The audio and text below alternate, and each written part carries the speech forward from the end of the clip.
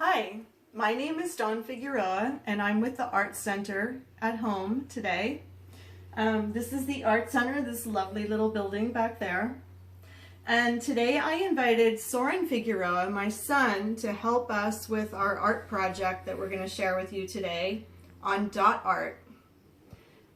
So with most dot art, you can use paints or markers, but today we're going to use dot labels, which are really good because they can be removed and replaced if you're not getting your dot art just right.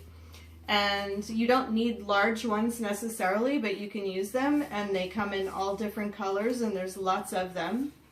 So we have the dots, and I used a piece of black cardstock paper which I cut into 4 pieces of paper that can be used as bookmarks or decorations or whatever you want.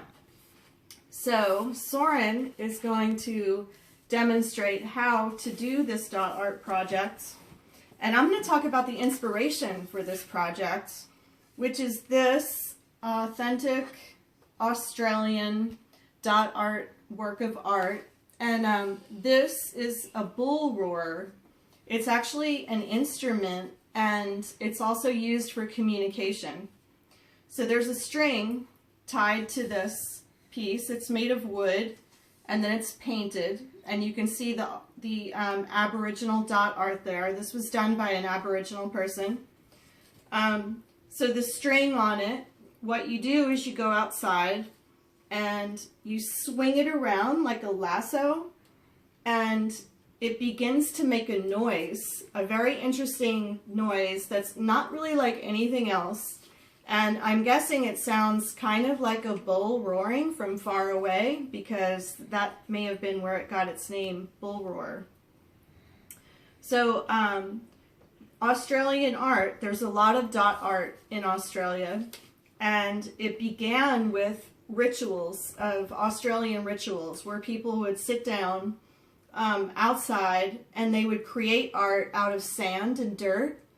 And then when the ritual was over, or the ceremony was over, the dot art would be blown away and destroyed. And so that's where the idea of dots came from, because there were dots in the sky like stars, and there were dots in the sand of dirt, little tiny dots. And so the dots are a symbol of these pieces of nature. And the other thing that they used was they would often use symbols like the spiral you see here, or the kangaroo or wallaby, I'm not sure which it is. So all of the pieces, all of the parts of the dot art were symbolic of different things that were meaningful in the rituals. And so this piece is actually not an authentic bull roar. It wouldn't be something that was used in ceremonies. It was made for the commercial market. An actual bull roar that was used in ceremonies would only be used during ceremonies and wouldn't be able to be used anywhere else. So this one is just used for commercial sales.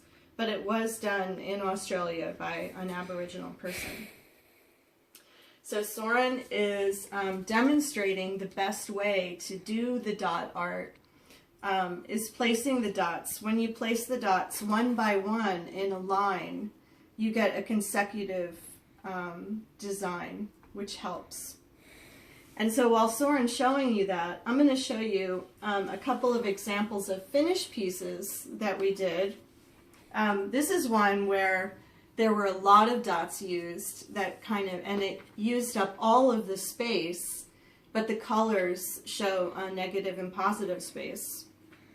Here's another one where some large dots and small dots were used. And you see there's negative space, which is this black area here. And here's another one where I decided to use a symbol also. I made this design, and I used the eye, which is a symbol that's used universally. And so I started with the eye symbol, and then I created a little design work on the outside. And the dots stay on there pretty well. I think they make great bookmarks. Soren has demonstrated a great way of how to use the dots. So I hope you did enjoy this project.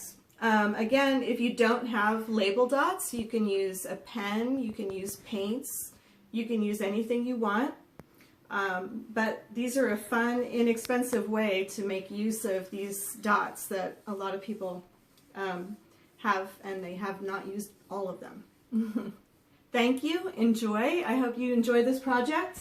Remember, you can become a member or you can make a donation at www.artcenter.net. Thank you.